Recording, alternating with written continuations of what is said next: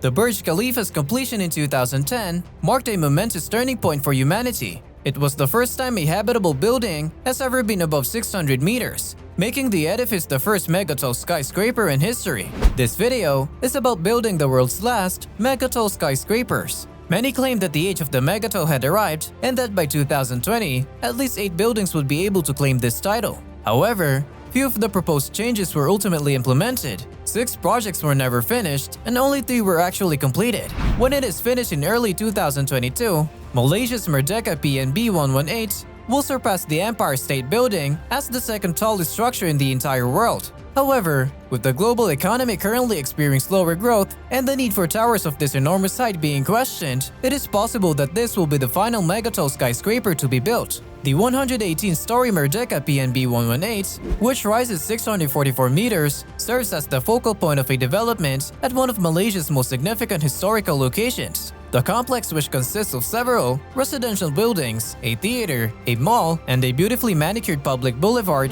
is destined to become a tourist attraction unto itself. The main tower, which has office space, a hotel, a 36-story atrium, and a restaurant, and observation decks, will serve as a national monument with cultural symbol visible in almost every design feature. The crystalline facade of the building that is rising next to Merdeka Stadium, the site of Malaysia's 1957 Declaration of Independence, is based on a traditional sangket pattern and is meant to represent Malaysia's diversity and history. The first construction work started in 2014. Engineers had to be very careful with the foundation of the structure in order to support a building of such enormous height and to protect the structural integrity of neighboring landmarks and existing infrastructure. After the main tower's 137 reinforced concrete piles, each measuring 2.2 meters in diameter and 60 meters in length, were set in place, the site was surrounded by an 800mm thick, self-supporting circular retaining wall. Merdeka PNB 118 uses a number of clever engineering techniques to make the most of the space on its valuable upper floors, which frequently become smaller as a building rises or are occupied by tuned mass dampers to maintain the stability of the structure.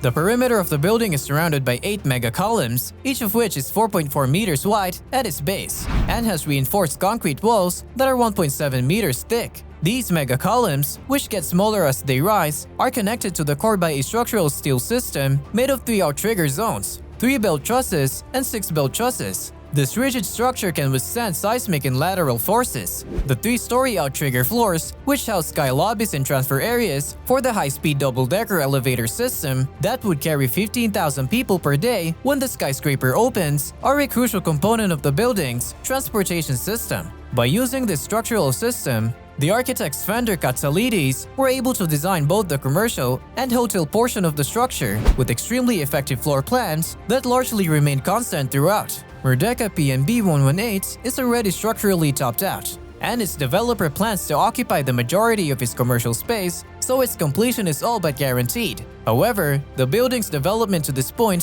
has highlighted one of the most difficult problems that megatall projects must deal with. The building took 6 years to complete after being initially proposed in 2010.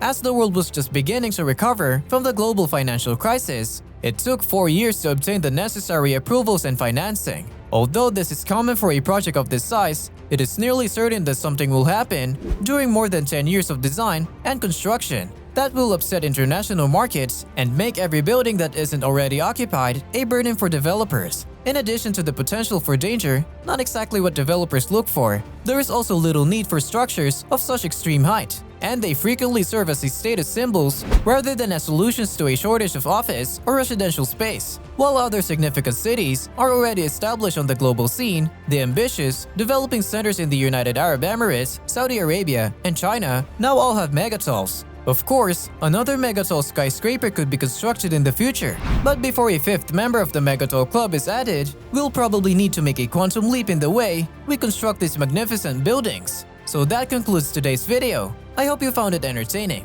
Remember to like, subscribe, and comment in the space below. Stay tuned for our next video.